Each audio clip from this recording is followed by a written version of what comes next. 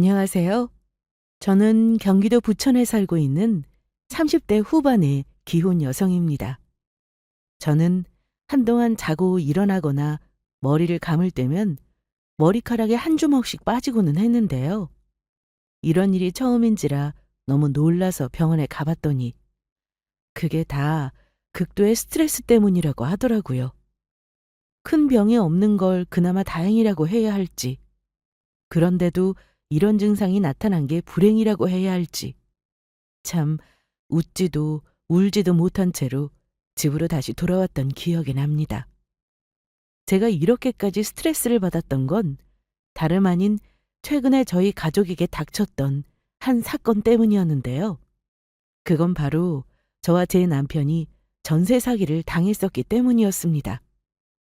전세 사기도 물론 충격적이었지만 그것보다 저를 더 힘들게 했던 건 그 이후에 있었던 일들 때문이었는데요.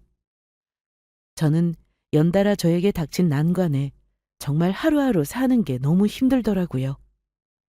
다행히 지금은 일이 나름대로 잘 마무리되어서 한숨 돌리게 되었습니다. 이렇게 썰티비에 신세 한탄 같은 저의 사연을 보낼 여유도 생기게 되었고요. 아마도 올해는 액땜을 제대로 하게 된 것 같다는 생각이 듭니다. 여러분께 그 사연을 들려드리고 싶네요. 한동안 저의 하루는 새벽 5시에 시작되었습니다. 왜냐하면 그 꼭두새벽의 시간대가 바로 저희 시어머니가 일어나는 시간이셨거든요.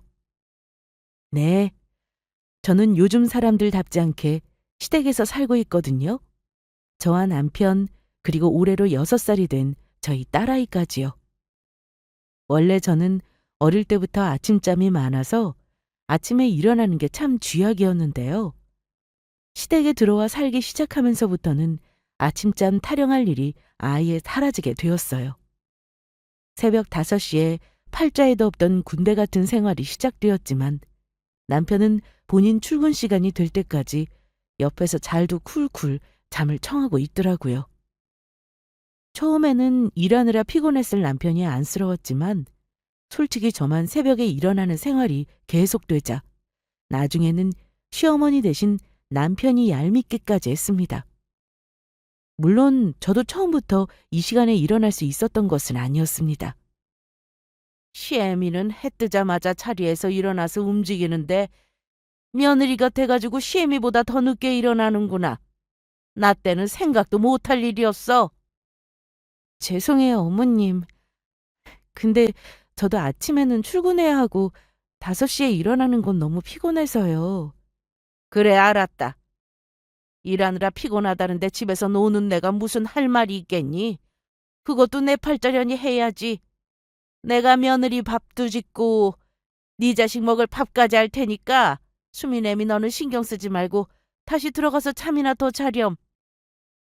저렇게 말씀하시는데 제가 어떻게 다시 들어가서 잘 수가 있었겠어요? 속으로만 한숨을 내쉬고는 얼른 부엌으로 와서 아침 준비를 도왔죠. 사실 할 말이 없기도 했습니다. 이 나이에 시댁에 얹혀 살면서 신세를 지고 있는 형편이라 눈치가 보였거든요. 저희 부부가 처음부터 시댁에 살았던 것은 아니었습니다. 사실 요즘 한 집에서 시부모님 모시고 사는 사람들도 없잖아요. 저희가 모시고 싶다고 해도 오히려 시부모님이 싫다고 하셨었죠. 한 집에서 사는 거 불편하다고 하시면서요. 그럼에도 불구하고 저희는 신혼도 아닌 결혼 8년 차에 시댁에 들어와 시부모님과 함께 살게 되었습니다. 이유는 바로 앞서 말했던 전세 사기 때문이었죠.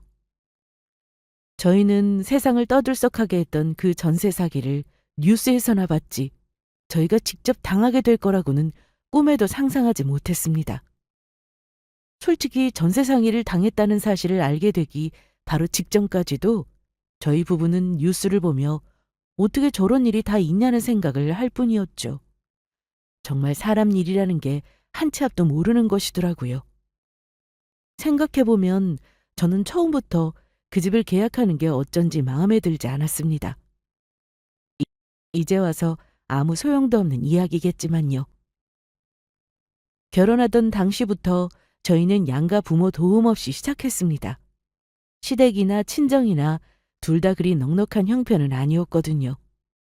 그렇다고 찢어지게 가난한 수준은 아니었지만 자식들이 결혼할 때 다른 부모들처럼 떡하니 집을 사주거나 억 단위로 돈을 건네며 집을 구하라고 보태주실 형편은 아니었어요. 겨우 당신들 노후 대비나 되신 수준이었죠. 그걸 잘 알고 있었기에 저와 남편은 처음부터 양가 도움 없이 살기로 했었고요. 집을 구하는 문제도 마찬가지였습니다. 저희는 겨우 투룸 구조의 다세대 주택에서 신혼을 시작했죠. 그래도 별로 힘들다는 생각은 하지 않았습니다. 둘 다 자취를 오래 해서 물건을 많이 사지 않는 습관이 있었거든요. 이사할 때 그게 다 짐이라는 걸 알고 있어서였죠. 그래서 평소에 이사할 때 저는 겨우 큰 박스 5개로 모든 짐이 다 정리될 정도였습니다. 남편은 저보다 더 없었고요. 그런 형편이니 저희가 살림을 합쳐봐야 투룸이면 충분했어요. 그전에는 각자 단칸방에서 자취를 했었고요. 보통의 신혼부부들이 의례 그렇듯이 남편과 저의 최우선 목표는 언젠가 저희만의 집을 사는 것이었습니다. 물론 바로 매매를 할 돈은 없으니 그전에는 전세로 가는 게 중간 목표였고요. 어쨌든 투룸 월세살이를 하면서 저희는 열심히 돈을 모았고 해가 지나면서 차츰 더 큰 집으로 이사를 하게 되었습니다. 결혼한 지 3년이 될 때 저희 딸아이가 태어났고 더 큰 집으로 옮길 필요를 느끼게 되었었죠. 그때 저희는 처음으로 3룸 전세를 가게 되었습니다.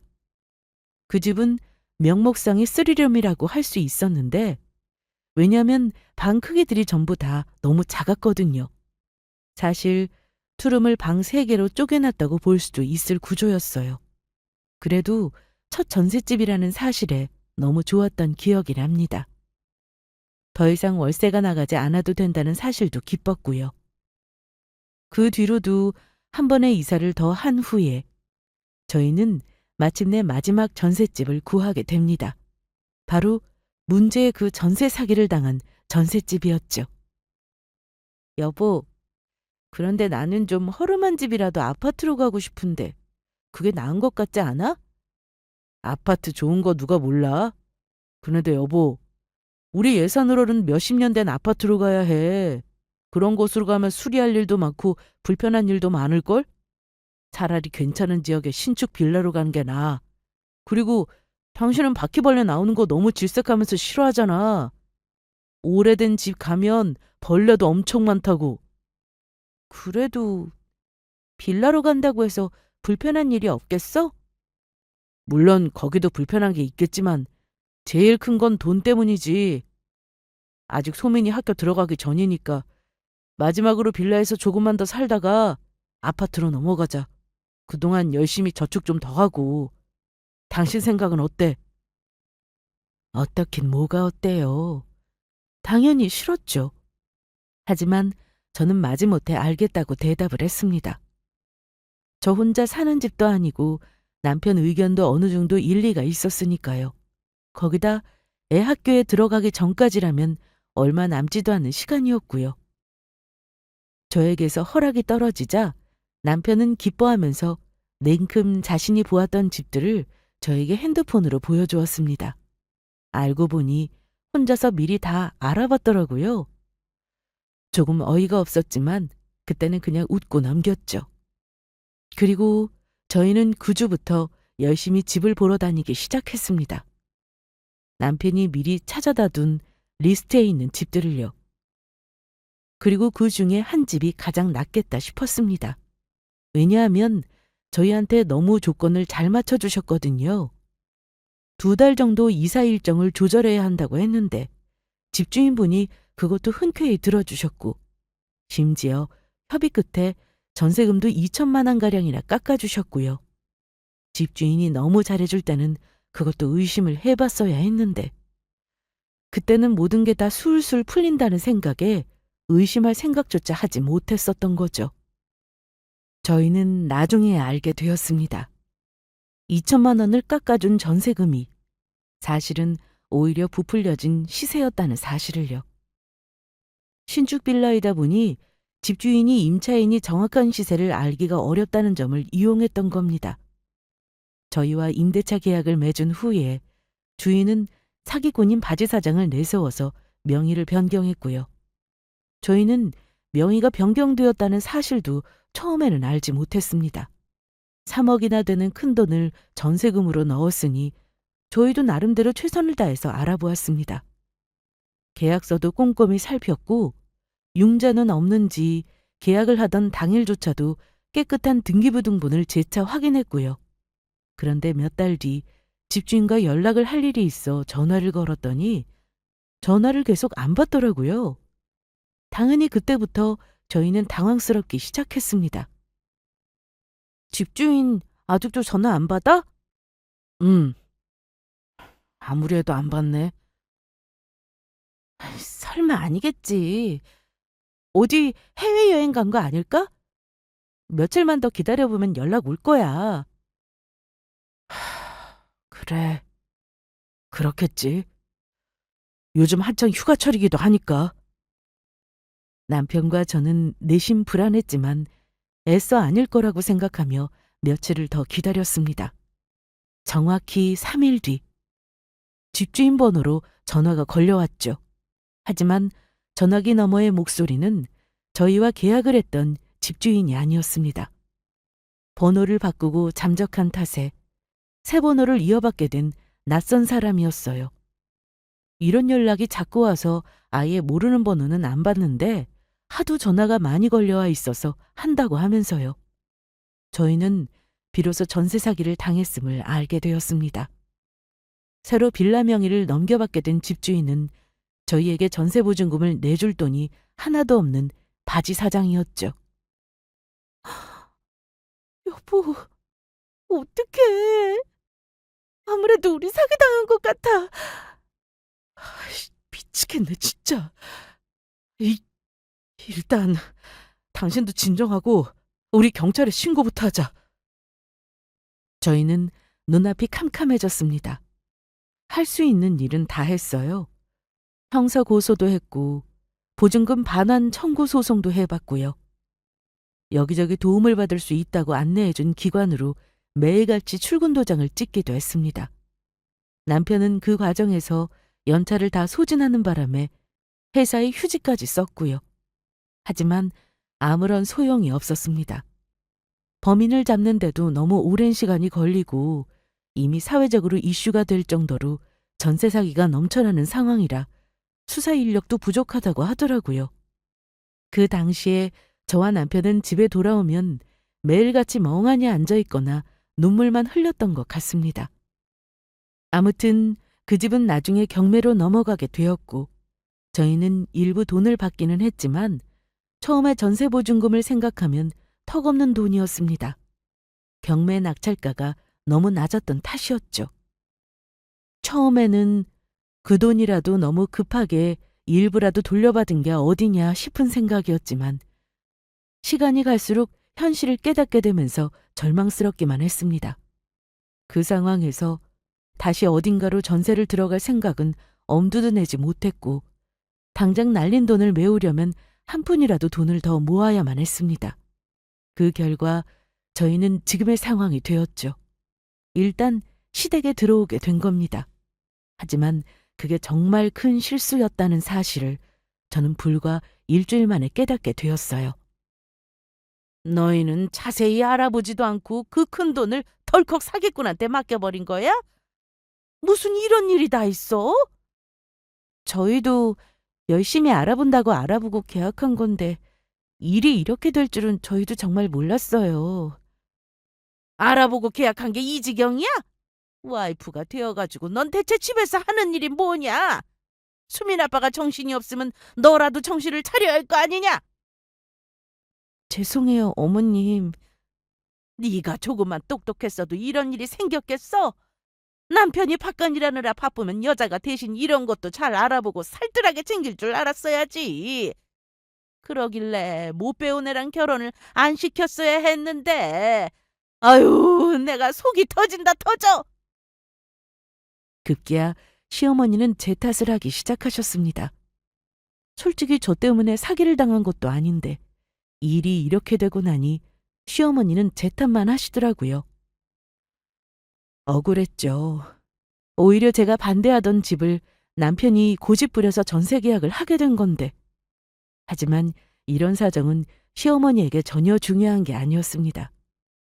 물론 결혼할 때도 시어머니와 저의 사이가 좋았던 것은 아니었습니다. 한동안 시어머니가 결혼을 반대했었거든요. 나름대로 꽤 괜찮은 대학을 나온 남편에 비해 저는 그냥 집 근처에 있는 전문대를 간신히 졸업했었거든요. 학벌 차이가 너무 심하게 난다는 이유에서였죠. 물론 친정이 가난한 것마저 마이너스였을 테고요. 아이고, 아들, 딸 다 시집 보내고 좀 편하게 살아보나 했더니 말년에 내가 오히려 며느리한테 시집살이를 하고 있구나. 어머니가 무슨 시집살이를 해요. 수민 엄마가 뭘 시키기를 한다고. 이 나이 먹고 내가 아들 며느리의 손주까지 다 데리고 사는데 이게 시집살이가 아니면 뭐야? 옆에서 듣다 못한 남편이 한마디씩 거들기는 했지만 대체로 남편이 없을 때 말씀을 하시거나 남편도 딱히 할 말이 없는 처지라 큰 도움은 되지 않았습니다.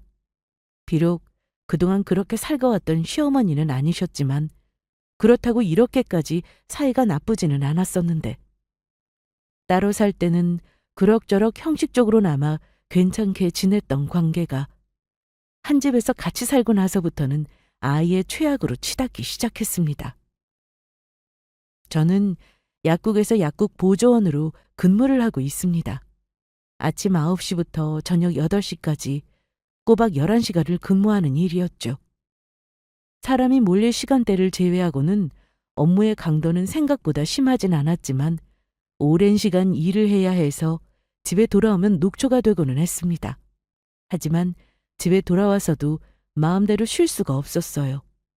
애를 조금 챙기고 집에 와서 설거지든 뭐든 집안일을 조금이라도 하고 나면 금세 또 12시더라고요. 앞서 말씀드렸다시피 5시에 일어나서 아침 준비를 거두느라 피로가 계속해서 쌓이고 있었죠. 그럼 주말에라도 쉴 수 있느냐 하면 그것도 전혀 아니었습니다. 주말에는 시어머니가 당신이 좀 쉬셔야겠다며 아예 집안일에서 손을 놓고 이것저것 시키기만 하셨거든요. 차라리 집 밖으로 나가주시는 게 더 나았을 텐데 집에 항상 계시면서 주말마다 대청소며 뭐며 시키고는 하셨죠. 하지만 저희 남편도 나름대로의 고충이 있었습니다. 휴직했던 직장을 다시 나가기 시작한 남편은 9시부터 6시까지는 회사에서 일을 했습니다. 그리고 퇴근 후에는 곧장 대리운전을 뛰기 시작했어요. 새벽 1시까지 평일 내내 매일을요. 괜히 나 때문에 당신이랑 수민이까지 이 고생을 시키네. 미안해.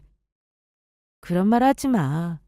당신이 일부러 그런 것도 아닌데 뭐. 우리 어머니 때문에 많이 힘들지? 원래 저런 성격은 아니셨는데 당신한테 괜히 저러시네. 어머님도 속상하셔서 그랬겠지. 괜찮아. 저러시다 말겠지. 고마워. 그리고 미안해. 그나저나 당신이 너무 무리하는 거 아니야? 회사에서 하는 일도 피곤할 텐데. 아니야. 좀 하다가 힘들면 그만둘게. 그리고 지금은 차라리 나가서 뭐라도 하는 게 마음이 더 편해. 남편이 저렇게 말을 하니 저는 남편 탓을 할 마음도 저절로 사라지고는 했습니다. 함께 몇 년을 일해서 모았던 돈을 날렸다는 생각과 사기를 당했다는 자괴감, 그리고 어떻게든 다시 가족을 부양해야 한다는 책임감이 뒤섞여서 마음이 복잡한 것 같더라고요. 퇴근해서 집으로 돌아오면 시어머니의 잔소리도 그렇고 저에게도 미안하니 차라리 나가서 일을 하는 게 낫겠다고 생각하는 것 같기도 했고요. 저는 너무 무리하지 말라고 남편의 어깨를 두드려 주었습니다. 사실 그것 말고는 이제 와서 저희가 뭘 할 수 있겠어요? 몇 달이 지나면서 저희는 이미 잃어버린 돈에 대해서는 마음을 내려놓기로 했습니다. 남편에게도 그렇게 말을 했죠. 어차피 찾을 수 없는 돈이라고 생각하라고요. 계속 전전긍긍 해봐야 마음만 상할 뿐이니 애초부터 그런 일이 없었다고 생각하면 차라리 나을 거라고 했죠. 사람 마음이라는 게 말처럼 그렇게 쉬운 건 아니니까 남편도 고개는 끄덕였지만 아직까지는 받아들이기 힘든 눈치였어요. 어쨌거나 저는 기왕 일이 이렇게 된 거 서로 빨리 잊어버리고 수민이와 앞으로의 미래만 생각하자고 마음을 먹고 있었죠. 하지만 저를 힘들게 하는 건 이제 사기를 당한 그 전세금이 아니었습니다. 바로 시어머니의 계속되는 구박이었죠. 얘 수미애미야, 너 여태 자는 거니? 일어나서 밖에 좀 나와봐라. 평일 내내 일을 하고 주말이 되어서야 겨우 방에 조금 누워있을라 치면 잠시도 쉴 틈 없게 시어머니의 호출이 이어졌습니다. 밖으로 나갔더니 다소 쌀쌀맞은 얼굴의 시어머니가 걸레를 들고 서 계시더라고요. 찾으셨어요, 어머님? 그래, 수미애미 너 내가 주말에 여기 세탁실이랑 다용도실 청소 좀 해두라고 했었는데 청소를 하긴 한 거니? 네, 어머님 아침에 교회 가셨을 때 제가 청소 싹 다 해놨어요. 뭐? 청소를 한 거라고? 기가 막혀서 정말. 왜 그러세요? 얘, 여기 와서 이 걸레 좀 봐라. 여기랑 여기, 그리고 저기. 이 먼지들 안 보이니? 무슨 청소를 이따위로 시원찮게 해. 저는 시어머니가 일일이 손으로 지적하며 가리킨 곳을 보고 할 말을 잃어버렸습니다. 거기는 어지간한 성인 남성도 손이 안 닿는 높은 위치였고 설령 키가 닿는다고 해도 모서리 뒤쪽이라서 솔직히 평소에 거기까지 청소하는 사람이 없다고 확신할 수 있는 곳이었어요. 왜 그런 곳 있잖아요. 세탁기 뒤쪽 벽면이나 무거운 가구 아래처럼 한번 들여놓으면 이사를 나갈 때나 다시 보게 되는 그런 곳이요. 평소에 전혀 청소를 할 생각도 할 수도 없는 그런 곳 말이에요.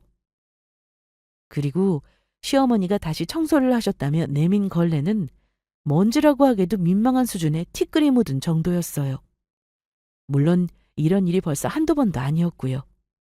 시어머니의 행동은 말하자면 트집을 잡으려고 시키는 청소나 다름없었습니다. 죄송해요. 제가 거기까지는 못 봤네요. 다음에는 더 신경 써서 할게요. 너는 그 나이 먹도록 청소 하나 할 줄 모르니? 평소에 집에서도 이러고 살았던 거야? 아유, 말해 뭐해. 안 봐도 그림이지. 솔직히 결벽증 환자도 이렇게까지는 청소를 못할 것 같다는 생각에 들었죠. 저희가 이 집에 들어오기 전에 종종 시댁에 들렀던 기억으로는 시어머니도 청소에는 딱히 소질이 없다 싶으셨거든요. 청소는 둘째치고 물건 정리를 제때 하지 않으셔서 수납함마저 바닥에 뒹굴고 있을 정도였어요. 마트에서 쇼핑한 물건들은 그때그때 정리되는 일 없이 2주일이 넘게 비닐봉투와 박스에 방치되어 있기도 했고요. 제가 이 집에 들어온 이후로 오히려 더 깨끗해졌다고 자신 있게 말할 수 있을 정도였습니다. 하지만 제가 그렇게 말을 하면 오히려 말대꾸를 한다며 야단이 더 길어지시고는 했죠. 지금처럼 죄송하다고 하고 넘어가는 게 차라리 이 상황이 더 빨리 끝나는 길이라고 생각했습니다. 그리고 죄송하기도 했고요. 전세 사기를 당한 뒤로 이 집에서 생활비도 아직 한 푼도 못 드리고 있었으니까요. 식재료 같은 건 저희가 주문하기는 했지만요. 하지만 시간이 가면 괜찮아질 거라고 생각했던 저의 바람과는 달리 한 달, 두 달 시간이 지나갈수록 시어머니의 구박은 오히려 점점 더 심해지고 있었습니다. 하루에도 몇 번씩 저를 찾으시고 타박하시고는 했죠. 주말이 되면 그 빈도가 확연히 늘어서 차라리 저도 밖에 나가서 일을 하는 평일이 더 낫겠다 싶더라고요. 시어머니와의 트러블은 그뿐만이 아니었습니다. 바로 저희 딸아이 문제였어요. 원래 저희 부부는 수민이를 유치원에 보내고 그 후에는 학원을 2개 더 다니게 했습니다. 그래야 돌아오는 시간에 딱 맞춰서 저나 남편이 퇴근을 해서 아이를 픽업하고 돌볼 수가 있었거든요. 그런데 전세 사기를 당하고 나서부터는 사정이 달라졌습니다. 돈이 급한 나머지 아이의 유치원을 제외하고는 학원을 전부 끊었거든요. 그리고 남편도 대리운전 일을 시작해서 아이를 볼 시간이 거의 없다시피 할 정도로 바빠졌고요. 자연히 유치원이 끝나는 시간부터 제가 퇴근해서 집에 돌아올 때까지는 시부모님이 수민이를 봐주고 계셨습니다. 시아버지가 유치원 본고에서 내리는 아이를 집으로 데려오셨고요. 물론 그 점은 저희도 너무 감사하게 생각하고 있었죠. 다른 도움이라도 쓸까 했지만 시아버지가 흔쾌히 본인들이 봐줄 테니 그냥 헛돈 쓰지 말라고 하셨었거든요. 하지만 그것과는 별도로 아이를 키우는 문제에 있어서는 시어머니와 계속 부딪히게 되었습니다. 최근에 아이가 계속 설사를 하고 있었는데 바쁜 시간을 쪼개서 병원을 데려가고는 해봐도 약을 먹는 그때그때 뿐이고 계속 차도가 없더라고요. 의사 선생님들도 뭘 잘못 먹은 것 같다고만 하시고 그게 뭔지 자세히 알 방법은 없었습니다. 하다못해 장이 약한 체질인가 싶어 한의원에 데려가서 약이라도 지어 먹여야 하는 걸까 고민하고 있던 차였죠. 그런데 어느 날 저는 드디어 그 병의 원인을 알게 되었습니다.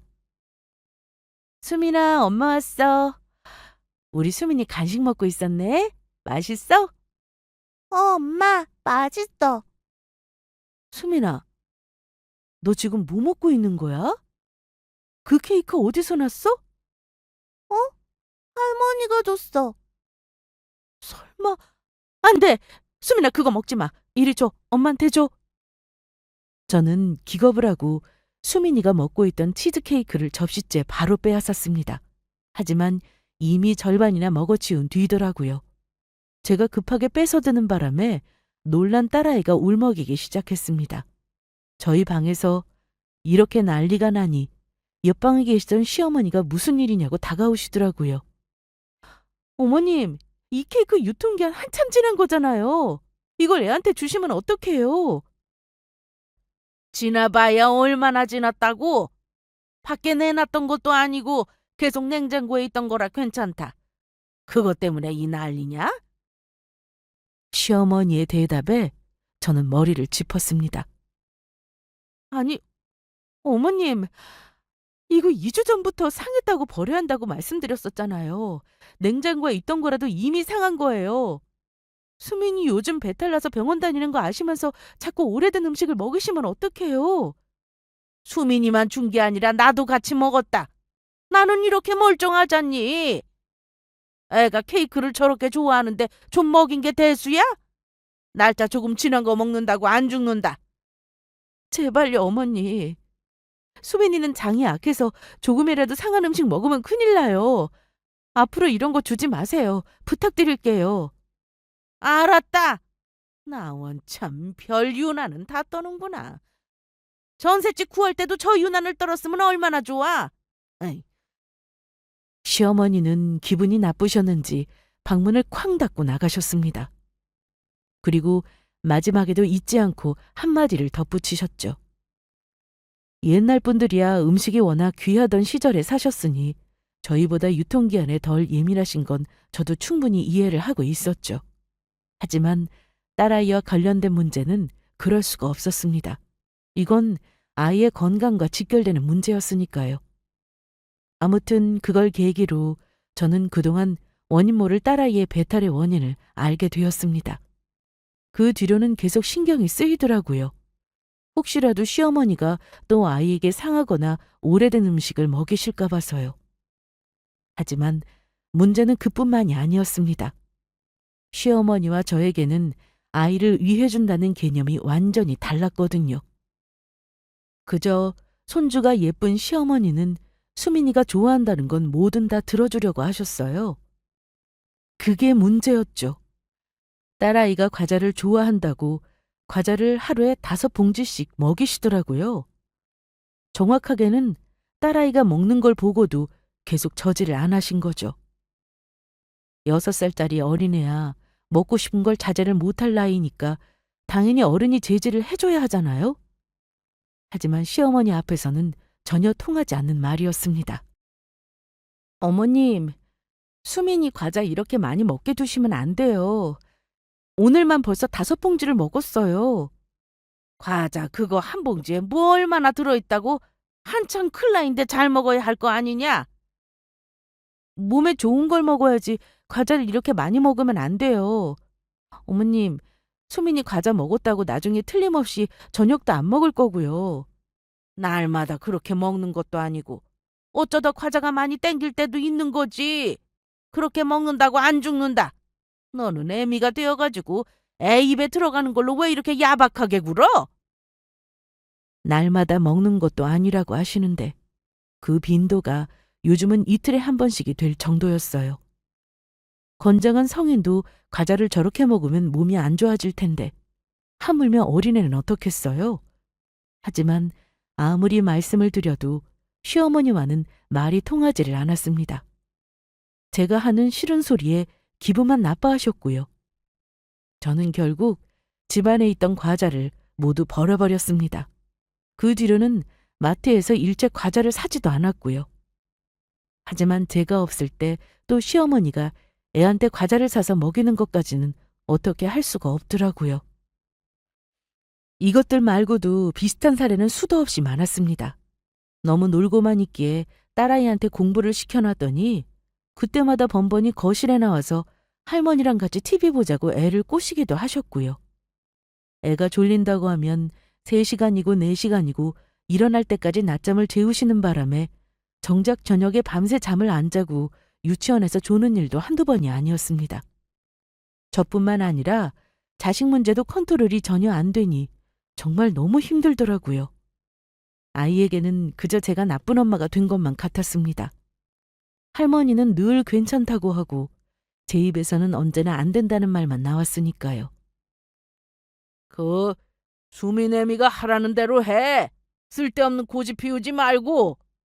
이 양반이 말하는 것 좀 봐. 내가 언제 고집을 피웠다고 그래? 애를 매일 아무것도 못하게 잡아대니까 그렇지. 남편은 집에 거의 없었으니 시어머니를 말릴 사람은 시아버지뿐이셨습니다. 시어머니와는 정반대로 저희 시아버지는 말수가 거의 없는 과묵한 분이셨어요. 그나마 옆에서 저희의 대화를 듣고 계시다가 한마디씩이라도 거들어 주시는 게 감사했죠. 아버님, 제가 뭐 좀 도와드릴까요? 아니다. 가서 쉬거라. 아, 네. 혹시 뭐 필요하시거든 시키세요. 하지만 시아버지도 어렵고 불편하기는 마찬가지였습니다. 시어머니와는 조금 결이 다른 문제였죠. 너무 말씀이 없고 무뚝뚝하셔서 어떨 때는 하루 종일 집에 같이 있는데도 3마디도 나누는 일이 없을 정도였습니다. 제가 뭘 여쭤봐도 늘 단답으로만 대답하시는 경우가 대부분이었고요. 눈치가 보여서 뭘 좀 거들어드리려고 해도 늘 됐다고만 하시더라고요. 차라리 시어머니처럼 대놓고 뭐라도 시키셨다면 그게 이 숨막히는 정족보다는 조금이나마 나을 것 같을 정도였죠. 아무튼 그렇게 저희의 불편한 동거는 반년을 훌쩍 넘게 지속되었습니다. 어느새 보니까 시간이 그렇게 지나 있더라고요. 그리고 마침내 이 아슬아슬한 분위기가 결국 폭발하고야 말았습니다. 그건 바로 시어머니의 돌발 행동 때문이었어요. 남편은 여느 때처럼 대리운전을 하러 나간 상태였고 남은 식구들끼리 저녁을 먹고 있었습니다. 그런데 시어머니가 대뜸 저를 노려보시며 그러시더라고요. 수민 애비 얼굴이 요즘 말이 아니다. 너 알고는 있니? 네, 그렇지 않아도 너무 무리하는 것 같길래 저도 이제 좀 쉬라고 말렸는데 수민 아빠가 도통 말을 안 듣네요. 그랬더니 시어머니가 코웃음을 치시는 거예요. 네가 퍽이나 열심히도 말렸겠구나. 그저 예의상하는 말처럼 들렸으니 수민 애비가 계속 일하고 있는 거겠지? 쓸데없는 소리 하지 말고 밥이나 먹어. 너는 네 남편 걱정도 안 되니? 요즘 진영이 얼굴이 어떤지는 알고 있냐고. 애가 아주 피골이 상접을 했어. 당장이라도 다 죽어가게 생긴 얼굴이라고. 시아버지가 시어머니에게 한 소리를 하셨지만 시어머니의 말은 끝나지 않았습니다.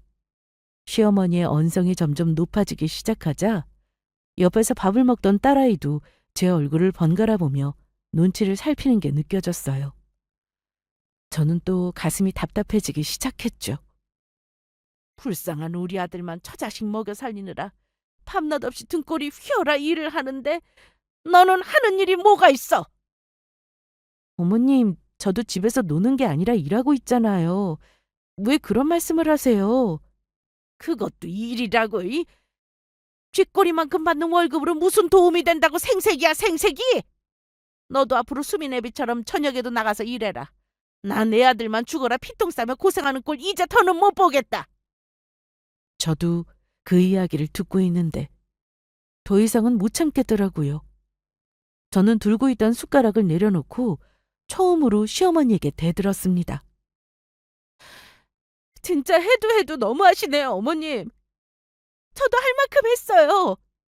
저도 놀고 있는 거 아니고 밖에서 일하고 집에서는 집안일하면 수민이도 보고 있어요. 평일 주말 할 것 없이 하루도 맘 편히 쉬었던 날이 없는데 뭐가 그렇게 못마땅하세요? 뭐라고? 수민 아빠나 저나 똑같이 시댁에 계속 이러고 있는 게 죄송해서 하루라도 빨리 돈 모아서 나가려고 애쓰고 있어요. 조금만 예쁘게 봐주시면 안 되는 거예요? 어머니는 제가 처음으로 대들자 깜짝 놀라셨는지 순간 말을 못 하시더라고요. 그것도 얼마 가지 않아서 곧 고래고래 소리를 지르면서 평소 같은 반응을 보이셨지만요. 어디 시어머니한테 대드냐고, 뭐가 그렇게 잘나서 말대꾸 하냐고 하시면서요.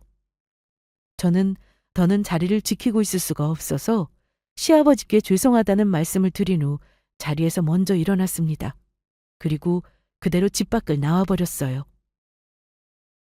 집을 나와서 바로 남편에게 전화를 했지만 받지 않더라고요. 일하는 중인 것 같았습니다.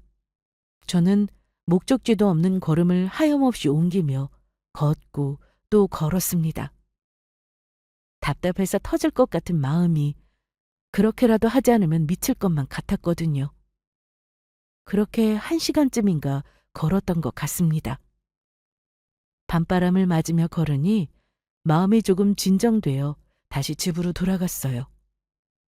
조심스럽게 문을 열었더니 거실에 불이 꺼져 있더라고요. 다행이다 싶어 조용히 방으로 들어갔는데 얼마 되지 않아서 시아버지가 방문을 두드리시더라고요. 안 자는 거면 잠깐 들어가도 되겠냐고 하시면서요. 아버님, 아까는 제가 죄송했어요. 아니다. 막상 마주 앉았는데 어색한 침묵이 또 깔리고 있어서 저는 먼저 죄송하다는 말을 꺼냈습니다. 하지만 시아버지는 짧게 아니라고만 하시고는 또 한동안 말이 없으시더라고요. 이 자리가 가시방석 같았죠. 제가 다시 입을 열려는 순간 시아버지가 주머니에서 뭔가를 꺼내 저에게 내미셨습니다. 이게 뭐예요, 아버님? 열어봐라. 시아버지의 말씀에 얼떨결에 열어본 통장 잔고에는 정확하게 1억이 찍혀 있었습니다.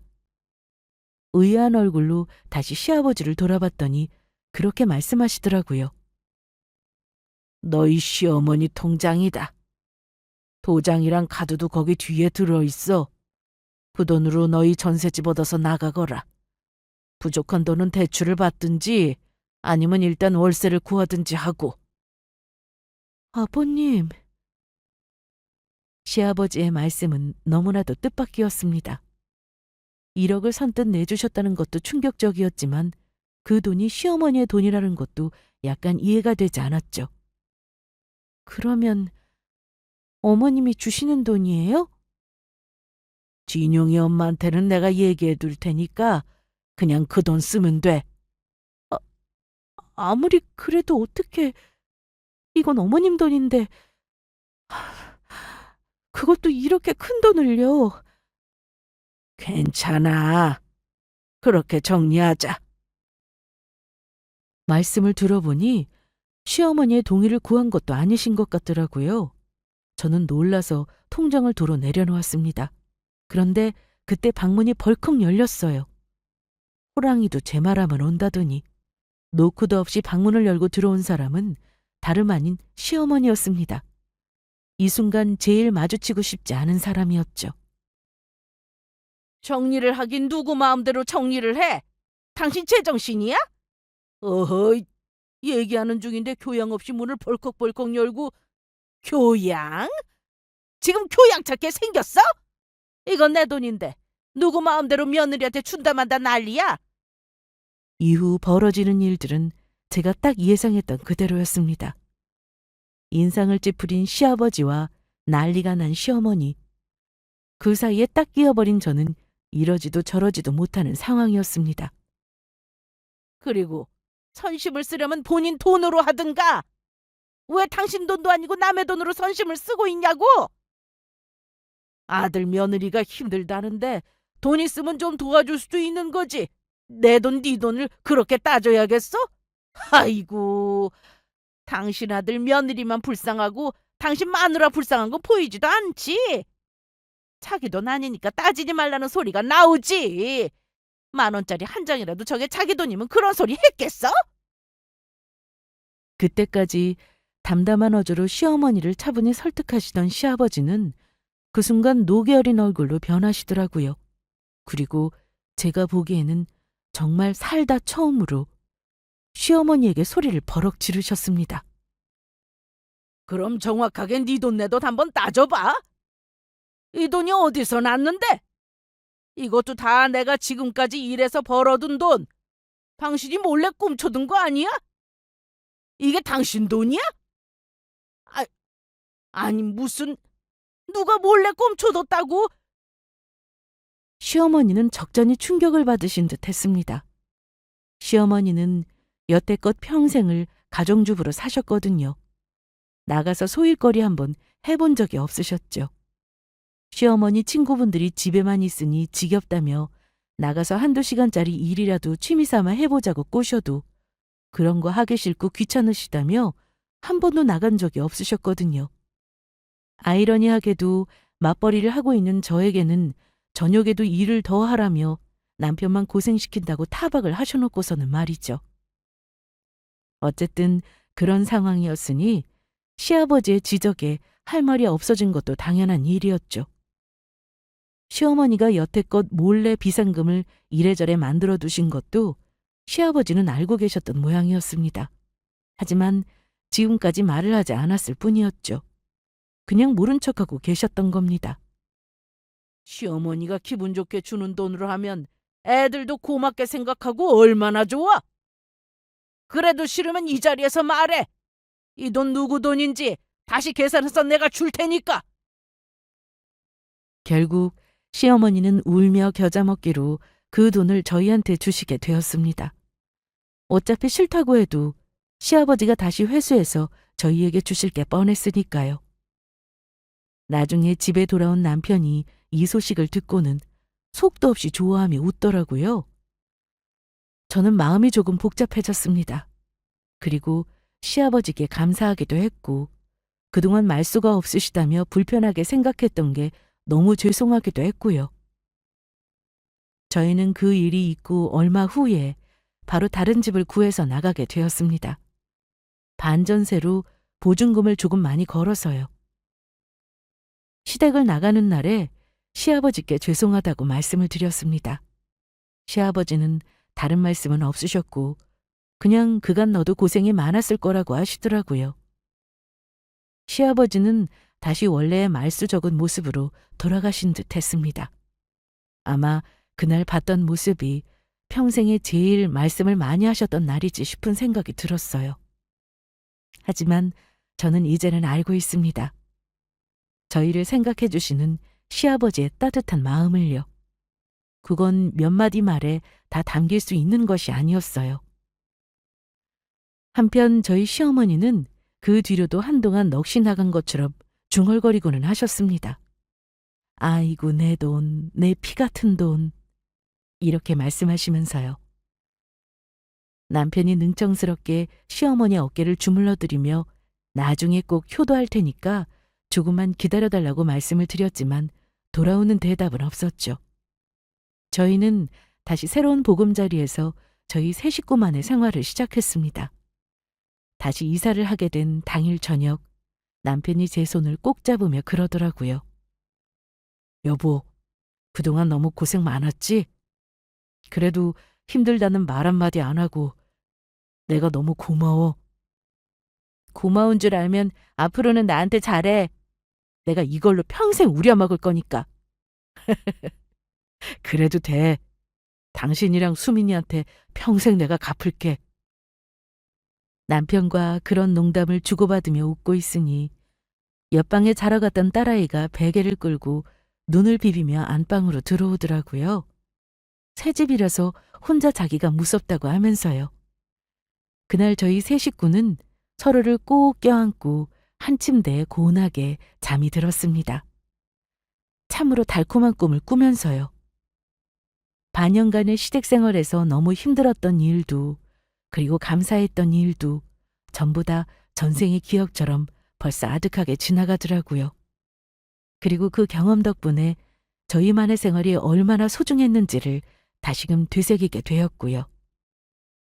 이제는 견디지 못할 일이 아마 없을 것 같은 기분이 듭니다. 앞으로도 물론 지금처럼 힘든 일은 계속해서 저희에게 생기겠지만요. 그래도 서로를 믿고 의지하고 아끼고 사랑하는 마음만 있다면 다른 것은 결국 다 지나가는 일이라고 믿고 있습니다. 바로 지금 이 순간처럼요. 여기까지 들어주셔서 감사합니다.